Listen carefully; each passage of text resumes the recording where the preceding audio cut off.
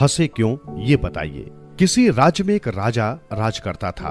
उसकी एक रानी थी। राजा के पास धन दौलत, नौकर चाकर, सिपाही, सैनिक, दासियां, प्यादे सब कुछ भरपूर थे। वो अपने जीवन में पूर्ण रूप से संतुष्ट था। राजा के सुख को चार चांद लगाने के लिए उसके घर में पुत्र जन्म लेता है। राजा की खुशी का कोई ठिकाना न रहा। वो सारे राज्य में मिठाइयां बंटवाते हैं। परंपरा के अनुसार 7वें दिन पुत्र की जन्म कुंडली पढ़ने के लिए महल में राज्य के सबसे बड़े विद्वान पंडित को बुलाया जाता है। तो परंपरा के अनुसार ये जन्म कुंडली सिर्फ राजा के सामने ही पढ़ी जाती है और किसी को वहां बैठने की अनुमति नहीं होती है। तो पंडित आकर जन्म कुंडली पढ़ता है और बताता है कि राजपुत्र बड़ा ही भाग्यशाली होगा। वो बुद्धि विद्या में तेज होगा, पराक्रमी होगा, अपने राजवंश का नाम रोशन करेगा। उसे और एक असामान्य गुण प्राप्त होगा। उसे जानवर, पक्षी और जीवचरों की भाषा अवगत हो जाएगी। मात्र ये बात आपको गुप्त रखनी होगी। किसी को वो मालूम नहीं होनी चाहिए, महारानी को भी नहीं। यदि ये बात किसी को मालूम हो गई तो राजपुत्र की जान खतरे में पड़ सकती है। राजा ने कहा ठीक है, कहकर पंडित को भरपूर दक्षिणा दी और घर विदा किया। जैसे कि पंडित जी ने बताया था, राजा ने वो बात एकदम गुप्त रखी, भूलकर भी किसी को नहीं बताई। तो समय गुजरता है। राजा बड़े लाड़ प्यार से राजपुत्र की परवरिश करता है, उसे अच्छी शिक्षा देता है। जब वो जवान हो जाता है तब एक अनुरूप राजकन्या ढूंढकर उसकी शादी भी करवाता है। तो और 2-4 साल गुजरते हैं। इस राजा और रानी का एक एक करके देहांत हो जाता है और ये राजपुत्र जो है वो राजा बनता है और उसकी पत्नी रानी। मरने से पहले राजा अपने पुत्र को उसके जीवन का वो गुप्त रहस्य बताना नहीं भूला था। उसने पुत्र को पास बुलाकर कहा, पुत्र, तुम्हें सब पक्षी, जानवर, जीवचर आदि की भाषा अवगत होगी, लेकिन ये बात कभी किसी को नहीं बताना, अपनी पत्नी को भी नहीं। उस पर पुत्र ने कहा, हाँ पिताजी, मैं आपकी बात का पालन करूंगा। कुछ समय बीतता है। नया नया राजा बना राजपुत्र अच्छी तरह से राजकाज चलाता है। उसके राज्य में प्रजा सुख शांति से रहती है। ऐसे में होता क्या है कि एक दिन राजा रात का भोजन ग्रहण करने के लिए पलंग पर सोने जाता है तो रानी उसकी आरती करती है और राजा के लिए स्वयं अपने हाथों से पान बीड़ा बनाने लगती है। इतने में राजा को पलंग के नीचे से काली चींटियों की कतार दिखाई देती है। उनमें से सबसे आगे वाली चींटी कहती है, चलो चलो, जल्दी चलो, राजा और रानी पलंग पर सोने आए हैं, हमें अब यहाँ से जल्दी निकलना चाहिए।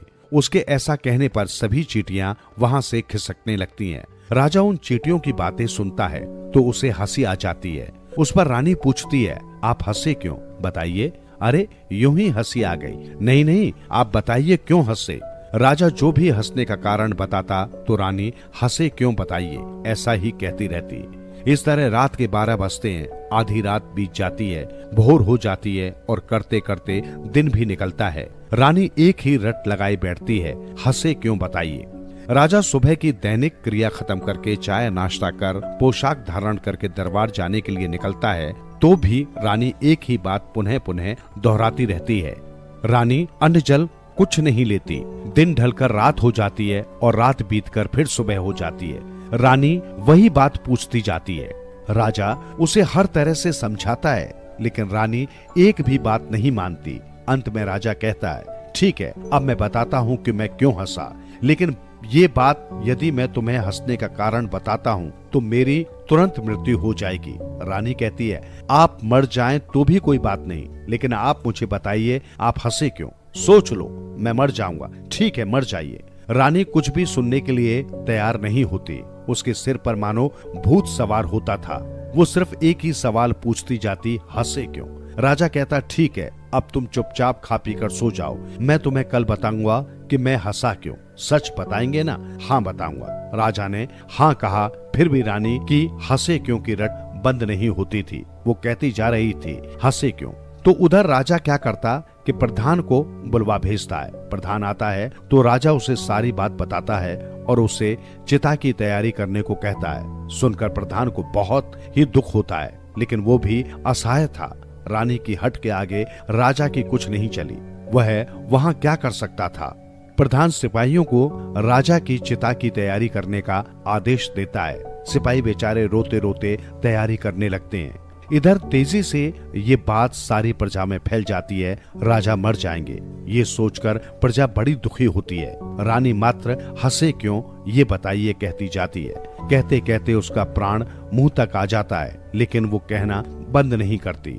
अब राजा रानी को आइए मेरे पीछे कहकर शमशान की ओर प्रस्थान करता है। उसके पीछे कुछ दासियां रानी की दोनों भुजाओं को पकड़कर उसे शमशान की ओर ले जाती हैं। उन दोनों के पीछे सारी प्रजा रोती हुई चलती है। घर से निकलते वक्त राजा के मन में आता है कि शायद अब रानी के मन में परिवर्तन हो गया हो।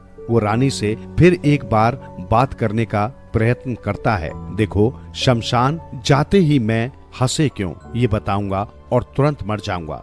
दोबारा तुम्हें कभी नहीं मिल पाऊंगा। कोई बात नहीं, पर आप मुझे हंसे क्यों ये बताइए। राजा के पास अब सच बताने के सिवाय कोई उपाय नहीं रहता।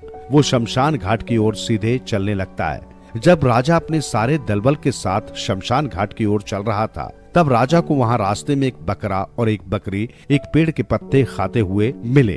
बकरा बार बार पेड़ पर चढ़कर पत्ते खा रहा था, किंतु बकरी गर्भवती होने के कारण पेड़ पर चढ़ नहीं सकती थी, इसलिए उसे अच्छे पत्ते नहीं मिल रहे थे।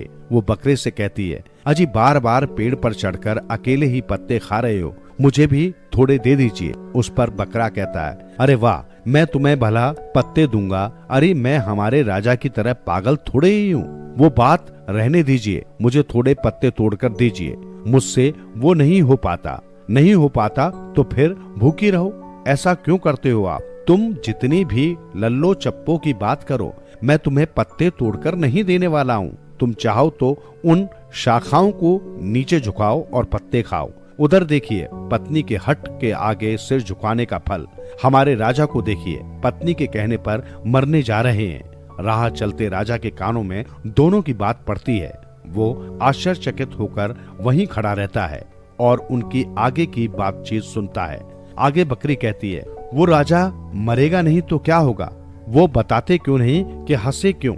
अच्छा, बताना चाहिए। सच कहो तो उन्हें कहना चाहिए कि मैं आज इमली के पेड़ की टहनियां तोड़कर उनसे तुम्हारी अच्छी पिटाई करने वाला हूँ, इसलिए हंस रहा हूँ। और तुम सुनो, यदि तुमने मुझे दोबारा बोला कि पेड़ के पत्ते तोड़कर दे दो, तो मैं भी तुम्हारी जबरदस्त पिटाई करने वाला हूँ।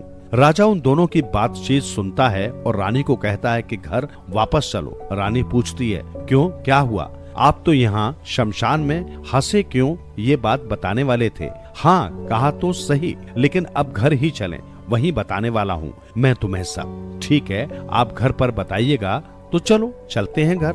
रानी कहती है और दासियों का सहारा लेकर राजमहल वापस आती है। इधर राजा भी घर जाता है, लेकिन जाने से पहले वो शमशान में इकट्ठा हुए लोगों से हाथ जोड़कर प्रार्थना करता है, आप सभी लोग अब घर जाइए, मैं भी अभी घर जा रहा हूँ। लोगों को आश्चर्य होता है कि अचानक राजा ने फैसला क्यों बदला।